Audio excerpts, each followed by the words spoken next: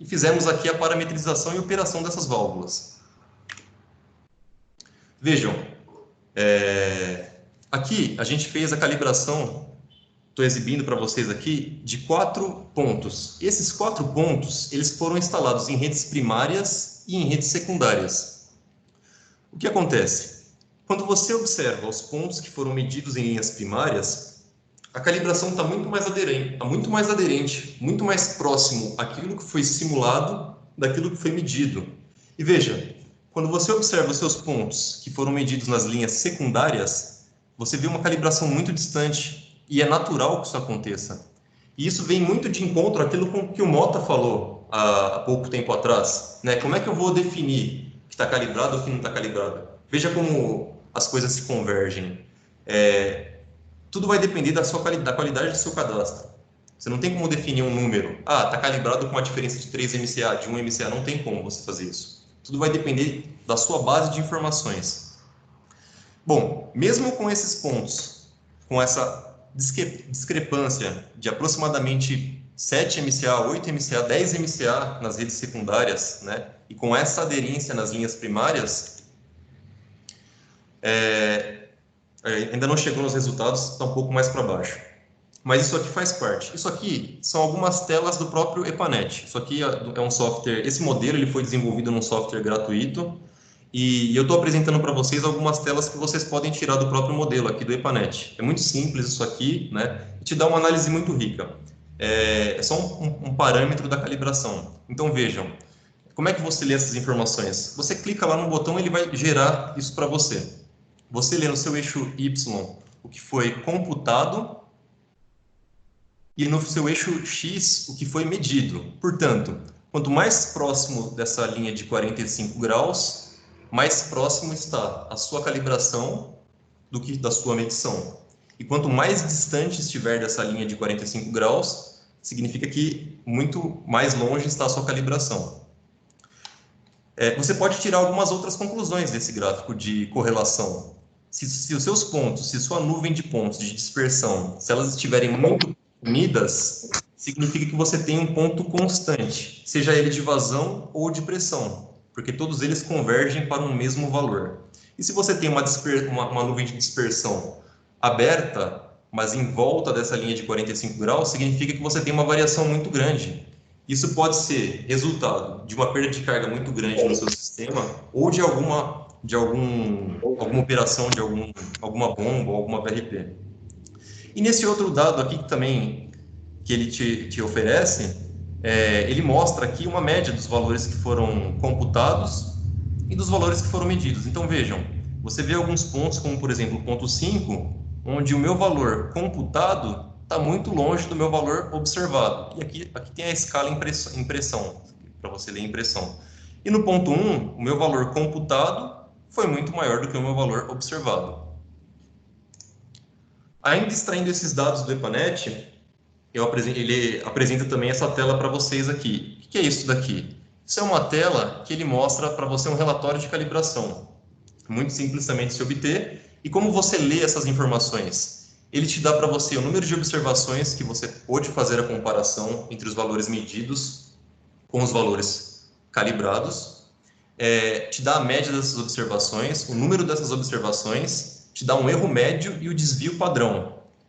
Por exemplo, neste caso aqui, se eu seguir o meu ponto 1, eu tenho um desvio padrão de 12 MCA entre o ponto medido e o ponto calibrado. Em alguns casos eu tenho 3,5 MCA, em alguns casos eu tenho menos que 1 MCA. Então ele te dá esse relatório aqui, uma correlação entre as medidas. E quais foram os resultados? Utilizando softwares gratuitos, com toda essa problemática para fazer para trabalhar esse cadastro, para fazer essa comunicação, colocar essa bola em jogo. A gente conseguiu fazer a implantação dessas 3 áreas se pagarem em menos de um mês. Então veja, apesar de todas essas dificuldades, o contrato possibilitou a gente fazer uma excelente performance com as nossas válvulas, com aquilo que foi estudado, com aquilo que foi concebido e implantado, adquirido e implantado. Agora, eu gostaria de mostrar um outro caso para vocês. Esse caso, ele já é baseado numa metodologia, o estudo desse caso ele foi utilizado em cima de uma metodologia Bentley. Aqui a gente utilizou a ferramenta Bentley, não usamos o EPANET, tá? E se vocês verem a comparação com outro setor, é uma discrepância muito grande. Nesse caso, a gente tinha uma região não cadastrada com menos de 1%, ou seja, o cadastro era praticamente um relógio. A gente tinha um baixo índice de perdas totais e a setorização interna e existente era muito eficiente. Além de ser existente, era muito eficiente. Mesmo assim, fomos contratados para tentar performar ainda mais esse setor. Vejam, a população total é muito próxima do outro. A gente tem aproximadamente 170 mil habitantes. Foram 2 setores, Oswaldo Cruz e Vila Gerte. Essa tela, ela mostra para vocês a quantidade de pontos de vazão que foram medidos nesse setor Oswaldo Cruz, a quantidade de pontos de pressão e o mesmo para o Vila Gerte. Como é que eu defino quantos pontos de vazão? Como é que eu defino quantos pontos de pressão? Bom, você tem algumas formas para fazer isso. Primeiro, se sua área tem uma única entrada, você vai medir essa sua entrada. Mas que equipamento que eu vou utilizar? Depende. Você pode utilizar vários medidores, pode ser por inserção ou não, pode ser um medidor ultrassônico, né? Vai depender de onde está a entrada do seu setor, se ela está visível, você vai ter que fazer uma obra para fazer essa medição, ou você consegue utilizar a saída do seu reservatório. Ou essa área não, ela não está próxima da saída do reservatório, uma derivação de uma linha primária. Tudo isso você vai ter que levar em conta. O fato é, de uma forma ou de outra, você vai ter que medir a vazão desse setor. E você vai ter que medir alguns pontos de pressão dentro de cada setor. A quantos pontos?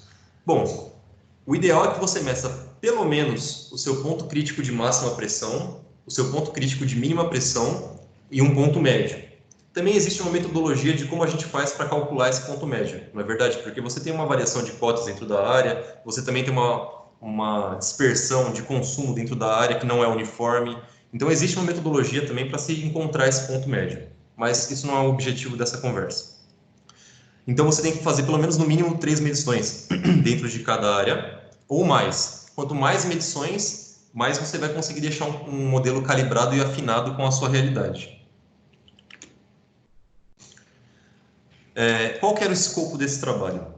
O escopo desse trabalho era fazer estudos de setorização e microsetorização, com a implantação de macromedidores e de VRPs, válvulas redutoras de pressão. Também foram propostos algumas substituições e reforços de rede, estudo de demanda futura a curto, médio e longo prazo, dimensionamento e projeto. E qual foi o resultado? O resultado foram 6 válvulas redutoras de pressão. Mesmo em um setor onde tinha uma concepção muito bem definida, uma linha muito bem definida, um cadastro muito bem definido, a gente conseguiu estudar, claro, também reforçando o que o Mota falou. Isso daqui não é uma conclusão única e exclusiva nossa, da B&B. Isso daqui teve que ter muito contato com o contratante para que a gente pudesse enxergar essas áreas, avaliar essas áreas sempre em conjunto. Nada é feito sozinho aqui. Então, a gente fez esse estudo em conjunto e chegou-se à conclusão dessas 6 válvulas redutoras de pressão. Aqui é um desenho dessas válvulas, né, em relação às outras áreas que já eram existentes. Talvez aqui ficou um pouco deslocado ali os nomes, mas para que vocês saibam aí, ficou destacado com essa linha azul mais escuro, as áreas que foram implantadas por nós. Vejam, a gente retirou os dados da Bentley e transformou isso aqui no Excel, porque é mais fácil para você ter essa visualização quando você tem um gráfico de comparação mostrando vazão calibrada, vazão medida, pressão calibrada, pressão medida. Isso também é possível de ser tirado, de ser extraído de uma tela do software, mas a gente achou mais fácil, mais organizado deixar dessa forma. Vejam, a calibração dessas linhas estão muito mais próximas, muito mais aderentes do que do outro modelo que foi feito em EPANET, se você fosse fazer uma comparação direta entre os dois. E o que mais? Você pode observar aqui que você tem pressões na ordem de 70 MCA. Você fala assim, poxa, mas se eu for seguir a NBR, eu tenho de mínimo 10, né, como pressão dinâmica, e no máximo 50 como pressão estática. Como é que um setor com aproximadamente 70 MCA, isso aqui é a variação ao longo dos dias, pode ver aqui dia 1, dia 2, dia 3, como é que um setor que sempre está acima de 50 MCA e ainda assim eu tenho um índice de perdas tão baixo, para você ver como você tem um controle grande em cima desse setor, uma troca das redes, né? Quando você tem um trabalho, estudo de pesquisa de detecção e vazamento, análise da vazão mínima noturna, quando você tem esse parâmetro muito bem, essa esfera muito bem protegida, você consegue manter o seu setor com um baixo índice de perdas, ainda que seja nessas condições. E qual foi o resultado disso? O resultado disso, dessas válvulas, foram que essas implantações elas se pagaram em menos de 3 anos. E aí você faz a seguinte pergunta: bom, como é que você me fala? Eu estou pegando um setor aqui que eu estou modelando em Epanet, uma série de problemas, estou comparando com outro setor que eu tenho um cadastro, está muito mais redondo e mesmo assim eu tenho um tempo de retorno maior. Por que isso acontece? Veja, existe uma coisa muito interessante, uma engrenagem muito maior que está por trás de qualquer software que você está utilizando, que está por trás de qualquer coisa que você estiver fazendo. Algumas pessoas chamam isso aqui de planejamento em ondas sucessivas, outras chamam de planejamento em espiral, outras chamam de PDCA. Independente do nome que você der, o objetivo é sempre o mesmo. Você vai utilizar suas ferramentas, você vai afinando, sempre você vai convergindo. Você vai utilizar suas ferramentas, faz o seu estudo, faça a implantação, faça o controle. Bom, você faz isso de novo, você faz isso de novo. Cada vez que você vai rodando esse processo de ferramentas e a aplicação da metodologia, cada vez mais o seu setor vai ficando como um carro, a sua performance, né? Um carro de corrida, você vai deixando ele cada vez mais preparado para isso. No primeiro caso, que foi apresentado aqui, não se tinha muita coisa. Então, com poucas ferramentas, a gente conseguiu um resultado muito grande. No segundo caso, essas ferramentas já estavam rodando aqui há um bom tempo. Então, naturalmente, que após a nossa implantação, não gerou-se um retorno tão grande quanto o primeiro. Se a gente pegasse esse procedimento que foi utilizado até aqui, agora, voltasse naquele setor de Jabotão dos Guararapes e rodasse as mesmas ferramentas, provavelmente seriam instalados mais DMCs, né, Distrito de Medição e Controle, ou Unidade de Controle de Medição, depende da literatura aí como você analisa, mas você faria maiores instalações, provavelmente em áreas menores, ou inclusive dentro daquelas áreas que já estavam concebidas. Veja como você vai convergindo, né? Aqui foi feita a mesma coisa. Essas áreas já estavam sendo trabalhadas e a gente pegou ela num ponto para deixá-la mais afinada ainda em relação à forma que a gente pegou. E a conclusão? Lembra aquelas 4 perguntas no início da palestra, né? Quais são os conceitos? Quais são as margens e tolerâncias da simulação? Quando podemos utilizar? Quais ferramentas podemos utilizar? Essas respostas tem que ficar de uma forma muito clara para todos que os conceitos, a hidráulica, a entrada de dados, processamento de dados, os resultados, isso daqui é o que vai mover. É o hard cross, que é o mecanismo de cálculo de um software. Ele pode ter alguns passos um pouco mais objetivados em uma ferramenta ou em outra, mas a hidráulica é a mesma. Se você pegar o Azevedo Neto, ou qualquer que seja a literatura que você for utilizar, você fazer isso aqui na unha, na mão, vai doer, mas você vai fazer. É o mecanismo que move isso. Quais são as margens e as tolerâncias da simulação? Aí é aquela pergunta, depende. Você tem que achar um ponto de equilíbrio. O melhor que você pode fazer com os recursos que você tem disponíveis. Você saber que esse ponto de equilíbrio é fundamental. Quando a gente pode utilizar? Sempre. Planejamento em ondas sucessivas. Você pode pegar qualquer região. Acabamos de mostrar, né, no primeiro caso, uma região com cadastro muito complicado e com excelente resultado, né? E quais ferramentas podemos utilizar? Todas as ferramentas do mercado, elas possuem mecanismo de cálculo análogo. Então, veja, voltando no passo da gestão, né, do PDCA, das ondas sucessivas, o modelo de contrato ele é muito importante. Porque, no caso, foi feita a simulação hidráulica, a construção do modelo, foi feito o modelo preliminar, a calibração, mas não parou aí.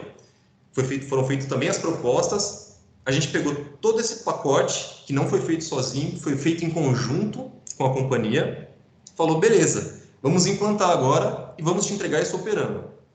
Então, pensar na gestão do contrato, né, a melhor modalidade do contrato também é extremamente importante, é fundamental, né? Não que você possa não fazer errar, né? Então existe um modelo de contrato específico, não. Você sempre vai conseguir ter os seus resultados, né? Mas quanto maior for a sua percepção entre o modelo de contrato, entre os dados que você tem disponível, melhores serão seus resultados, mais fácil será para você poder gerenciar esse contrato e mais fácil será para você obter esses resultados. Então, para fechar, quanto menos informação você tem que aumentar suas premissas e a sua precisão vai ser menor. E se eu tiver mais informação, aí você terá menos premissas e sua precisão será maior. Mostra isso para mim de forma prática. No primeiro exemplo, se você não tinha muita informação, você tem que aumentar suas premissas. Eu vou ter que partir da premissa que aquela região toda está interligada ali. Eu tenho que fazer um polígono maior para eu poder chegar no meu resultado final, para eu poder ter a minha acuidade. E se eu tiver mais informação, eu terei menos premissas e, consequentemente, eu teria uma maior precisão. Ou seja, a qualidade dos resultados, ela é uma via de mão dupla com a informação e com as premissas que você tem. E você sempre tem que revisitar suas premissas com os serviços de campo, sempre. É fundamental, principalmente na parte quando você está concebendo esse projeto, quando você está calibrando, você identificar em campo se os resultados do seu modelo estão condizentes com a realidade. Você pode utilizar pressões manométricas, você pode utilizar data logger e deixar instalado um ponto e deixar por uma semana medindo lá para conferir. Você pode ter uma série de ferramentas que você pode utilizar para você poder fazer essa conferência, para ver se está aderente o seu modelo com a realidade e seguir na próxima etapa. Bom, queria, para fechar aqui, fazer um agradecimento aí a Ares por ter convidado a gente aí para poder fazer essa apresentação, mostrar um pouco da nossa experiência para vocês. Espero ter conseguido de verdade agregar um pouco de informação aí para aqueles que já conhecem o modelo, para aqueles que já trabalham com isso, e também para aqueles que não têm ainda uma visão muito bem definida do potencial da ferramenta, do que pode ser feito. Mas é uma ferramenta paga, mas uma ferramenta gratuita, não. Eu queria deixar todos com uma visão aí do que você pode fazer, né? E se vocês quiserem entrar em contato conosco aí, esse telefone particular também eu atendo pelo WhatsApp, não tem problema, só entrar em contato conosco. Queria agradecer, Thalita, obrigado. Bom, gente, obrigada. A gente tem 3 perguntas. Eu vou fazer as que foram realizadas um pouco antes, que são para o Mota. E aí depois tem uma que acabou de surgir, que é para os dois. Mota, tem uma pergunta do João Matheus. Na sua opinião, de quanto em quanto tempo seria interessante refazer o diagnóstico operacional e os estudos relacionados a fim de manter a modelagem atualizada? Então, João, eu até tinha anotado aqui a sua pergunta. A sua pergunta é pertinente, a dúvida é da maioria, mas a visão que eu tenho é que uma vez implantado o modelo hidráulico, né, depois que você fez todo esse esforço, como descrito aqui por mim e pelo Silvio, não tem esse tempo. Você tem que entrar numa outra forma de ver a gestão do seu sistema. Você vai ter que fazer um procedimento de aquisição de dados, fazer a atualização do seu cadastro ad eternum e fazer o seu modelo estar sempre respondendo conforme as alterações que são feitas no seu dia a dia.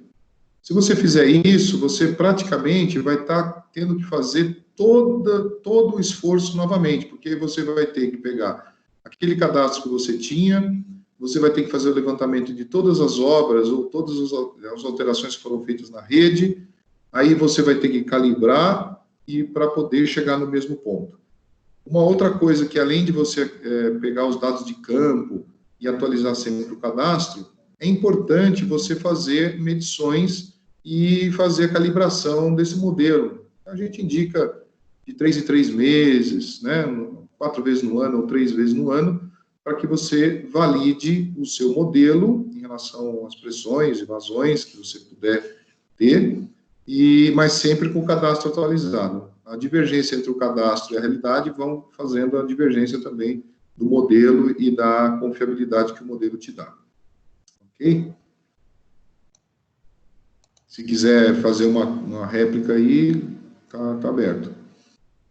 Vou passar para outra, que aí depois, se o João fizer uma réplica, a gente retorna.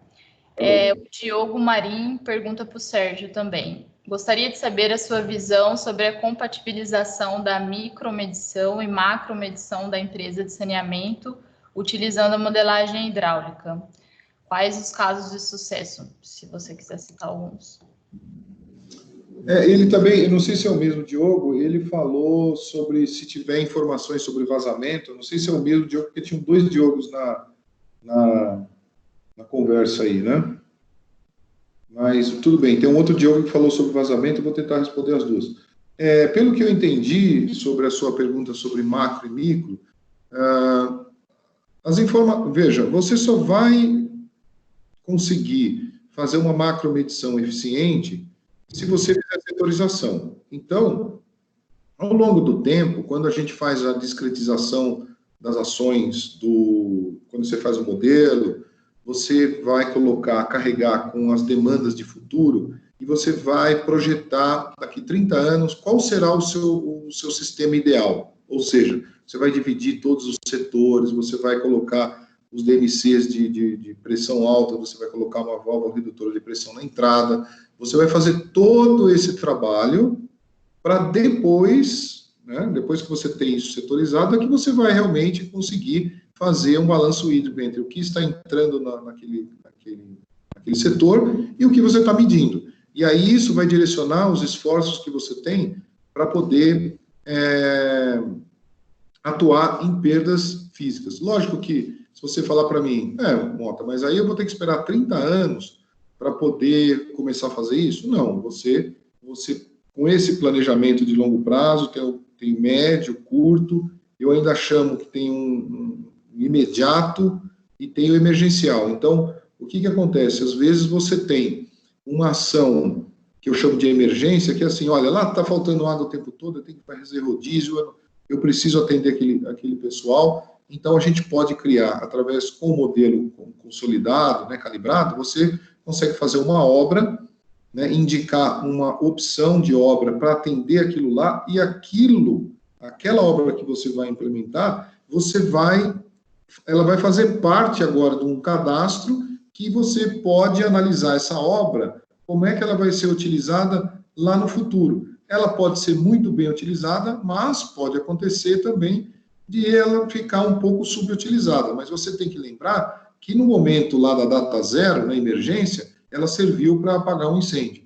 Mas ela pode ser utilizada ao longo do tempo e você pode modificar a utilização dela. Talvez ela estivesse abastecendo um setor tal, depois você faz uma remodelação de setores, ela pode se transformar, por exemplo, se for uma adução, essa adução pode se transformar no futuro num contingenciamento, de você transferir água de um setor para o outro. Então, nunca é perdido. Você pode usar ele two-way, né? Quer dizer, você pode bombear um sentido e no outro, dependendo da manobra que você faça. Então, tem várias coisas que dá para fazer com isso. Então, e a micromedição, quanto melhor e você tiver um parque de hidrômetros com idades, né, não tão avançadas e mantiver a qualidade disso, você tem pelo menos uma boa medida de quanto é o consumo per capita da cidade ou de uma certa região, né? Agora, você pode ir implementando as coisas no seu tempo. Eu chamo de imediato, um tempo assim, emergencial é 1 ano, quer dizer, você entra fazendo o que precisa ser feito em termos de emergência, depois você faz aí uns 2 ou 3 anos, são obras imediatas, e depois você pode discretizar em curto, médio e longo, curto mais ou menos uns 5 a 8, médio de 10 a 12, o de 10 a 15, e depois longo de 20 a 25, 25 a 30. Né? Então, mas isso tem que ser acompanhado com o estudo populacional e de demandas.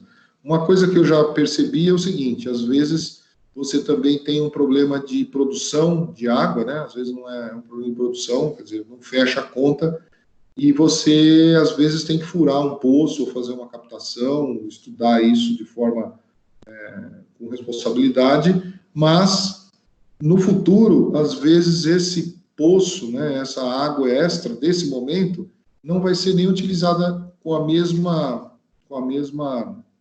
do que hoje, porque conforme você vai avançando no sistema, você vai diminuindo suas perdas reais, né, e as perdas comerciais, então vai começando a sobrar produção para você. Mas lá na emergência você furou um poço. E depois, o que eu faço com esse poço? Esse poço pode entrar numa contingenciamento, ele pode funcionar menos, então vai gastar menos energia, ele pode servir depois para fazer esse contingenciamento, por exemplo, numa escassez hídrica. Então você tem ali, você sabe que se tiver uma escassez hídrica no seu sistema superficial, você tem lá uma reserva para poder atuar.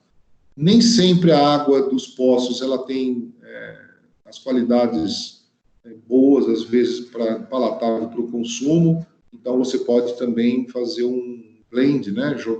Misturar junto com a água do que você tem ainda de superficial, fazer um tratamento e melhorar isso. Então, é o que eu poderia dizer isso para você. Com relação à pergunta do outro Diogo, ou mesmo, eu não sei, porque são dois, ele falou que se o histórico de vazamentos é importante para o modelo e calibração.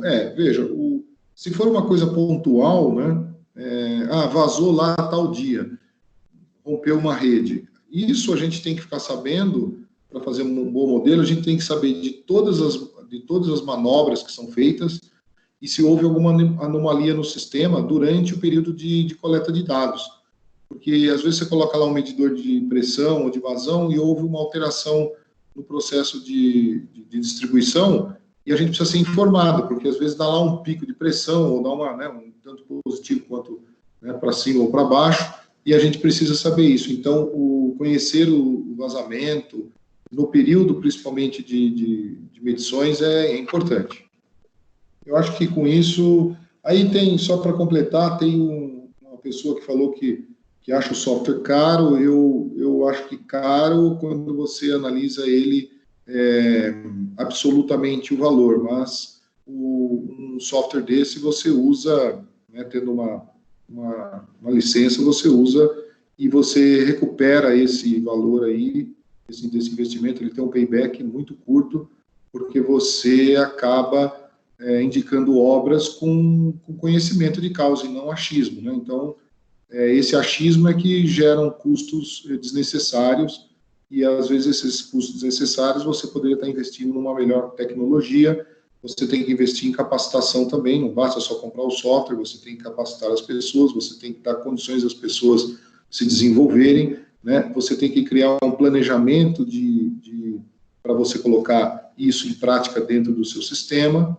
Você tem que mudar os seus procedimentos de coleta e aquisição de dados e a atualização de cadastro, dentre outras ações que você pode fazer para melhorar o seu performance e a sua eficiência do seu sistema. Eu acho que aí, com isso, eu acho que eu consegui responder de todos aí. Se alguém não ficou satisfeito aí, faz a réplica, a gente complementa. Obrigado. Obrigada, Mota. Tem mais uma pergunta que eu vou dar uma reformulada, talvez o jeito que foi perguntado fique um pouco constrangedor para vocês. Como que vocês... Não tem problema, se quiser fazer, pode fazer, não tem problema não. Tá. Porque aí você sente, aí a gente tem um sentimento de como que as pessoas veem, eu não sei do que se trata, mas eu acho que é até importante. Para mim não tem problema, pergunta para o Silvio aí. Para mim você pode fazer a pergunta que quiser, não tem problema não. Manda bala. Bom, a pergunta foi se os exemplos que vocês citaram foram contratados por carta convite, porque foi o Diogo que perguntou, Diogo Marim, ele está indo para o 3º modelo hidráulico, 3 deles, o contrato com a empresa de saneamento foram constantes, com calibração do modelo, os 3 foram contratos por carta convite, enquanto os outros foram licitações e contato com a empresa de saneamento quase inexistente, maioria por e-mail. Fora as exigências de licitação que pedem número mínimo de leituras para a calibração. Enfim, talvez vocês poderiam também responder como é que é trabalhar ou se candidatar para um edital de licitação quando não tem tanta informação ou tanto contato previamente ao edital. Vocês escolhem. Quer responder, Silvio, primeiro? O que você quer falar? Pode ser. Na verdade, os 2 modelos que foram apresentados, na verdade, os 2 casos pela BIB, um deles foi licitação, foi um processo licitatório, e o outro deles foi uma contratação direta, que foi feita conosco. No meu caso, todos os trabalhos que eu apresentei aí foram para o setor privado, então não foi nenhum de licitação.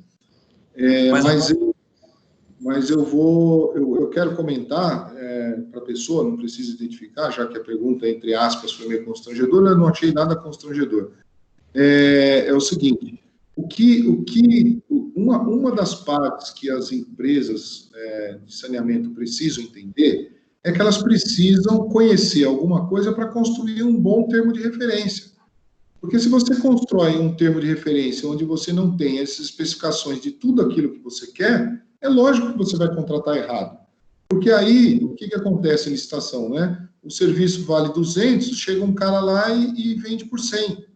Então, aí a pergunta, se o termo de referência for bem construído e você fizer uma boa especificação das capacidades técnicas que você quer, ou seja, estamos aí falando de uma técnica e preço, tanto melhor para que você consiga contratar não paraquedista. Eu já fui em muitas licitações que você olhava e falava, não vai entregar com a qualidade que é necessária.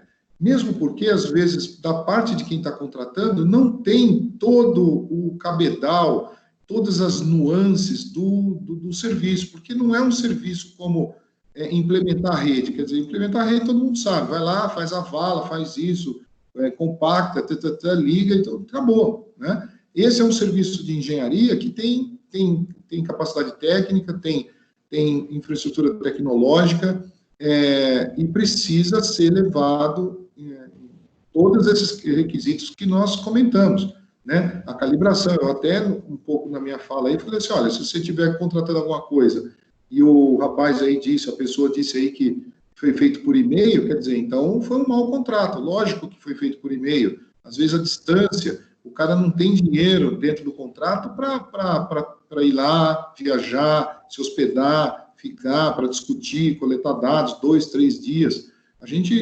Eu já fiz o trabalho de Manaus, por exemplo, eu aluguei um apartamento em Manaus, tá, para minha equipe, e nós ficamos lá 45 dias trabalhando, imerso no sistema, indo à companhia, trabalhando junto com as pessoas.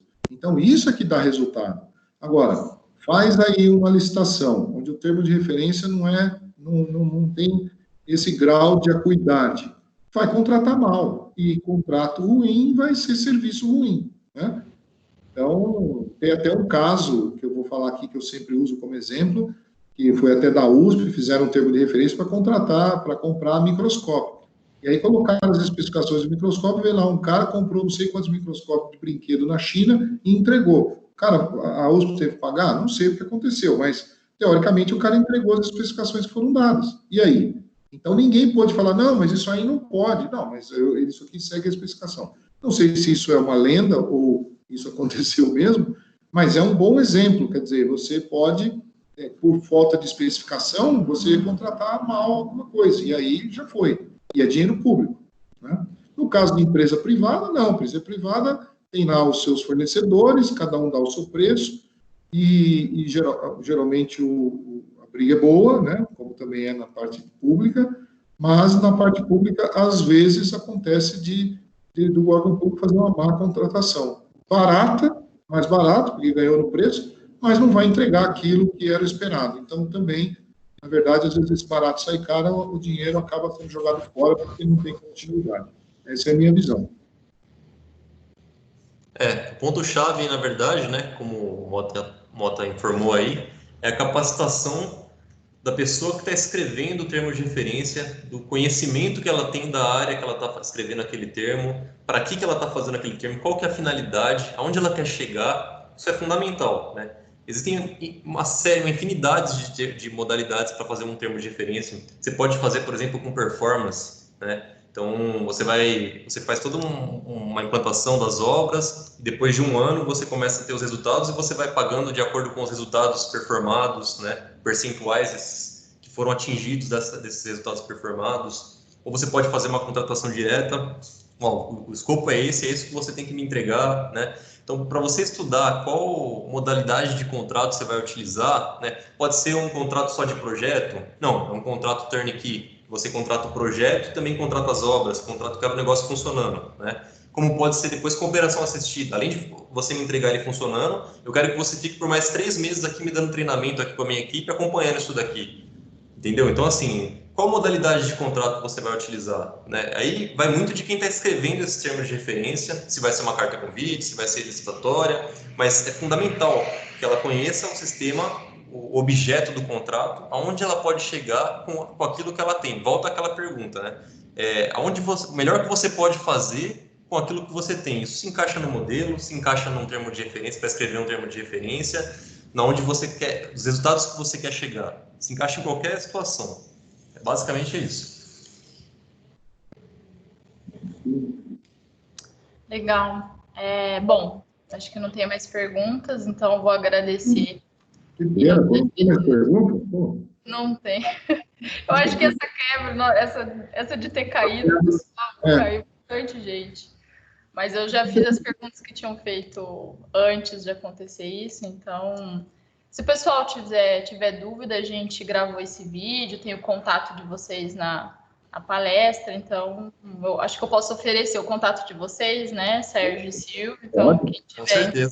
Com certeza. Não sei, meu telefone, eu acho que eu não dei só o fixo, mas o meu telefone é 16, né, eu estou em São Carlos, 99-223-9532. Se quiser, pode chamar no Zap, não tem problema nenhum. Trabalho full time aí. Pode mandar a informação a hora que quiser. Legal. Então, em nome da diretoria executiva da Ares, né, o Dalto, o Carlos e o Gravina, eu vou agradecer vocês, Mota e Silvio, mais uma vez, pelo tempinho disponibilizado para a gente, por compartilhar a experiência de vocês, por aguentar essa meia hora de delay nosso aí, devido aos probleminhas técnicos. Agradecer todo mundo também que está participando e principalmente quem retornou. A gente vai tentar mudar de plataforma na próxima para não ter os mesmos problemas ou melhorar o uso dessa, não sei. Vamos ver o que a gente pode fazer para dar uma melhorada. Então, acho que é isso. Muito obrigada a todo mundo. Acho que o pessoal perguntou que não tem certificado, gente, porque aí teria que controlar quem ficou quanto tempo, e o foco não é esse, né? O foco é que vocês tenham contato com experiências alheias, que gerem um debate, mesmo que seja online, mas não dá, infelizmente, não dá para a gente controlar o pessoal para dar certificado. Thalita, se você me permite uma observação, se você quiser fornecer o telefone, já falei, mas se você quiser anotar o meu telefone e o e-mail, as pessoas que estão aí, às vezes não perguntaram, às vezes vão ainda digerir todas as informações e quiser mandar um e-mail, eu fui lá o webinar, tal, podemos conversar? Chama, a gente conversa, não tem problema nenhum. Eu sou entusiasta do assunto, acho que tem muita coisa para se fazer no Brasil, se colocar tudo para ser feito, não tem gente suficiente para fazer. Então, esse negócio de ficar escondendo informação, porque não, a concorrência, não tem esse problema. Tem tanta coisa para fazer, se todo mundo começar a trabalhar, não tem gente suficiente para fazer tudo isso. Tá? Então, vamos em frente, nós precisamos fazer esse Brasil crescer, só isso. Então, estou à disposição de todos aí, eu agradeço a presença de todos, antes tinha acho que 90, agora tem 30, mas eu agradeço a todos aí, agradeço a vocês, estou sempre aqui para que vocês precisarem. Qualquer coisa aí, só me acionar que a gente bate um papo e tenta ajudar da forma que puder. Então, tá Obrigado. bom. Muito obrigada. E relembrando que a próxima é na área de inadimplência na pandemia. A gente vai divulgar a data nas nossas redes sociais, nos e-mails. Mas avisem seus colegas de trabalho. Tá bom? Muito obrigada. Muito obrigado a todos. Tchau, tchau, Thalita. Tchau, tchau, Diogo, e até a próxima. Tchau. Até mais, prezados. Até mais, então. Um abraço. Tchau. Tchau.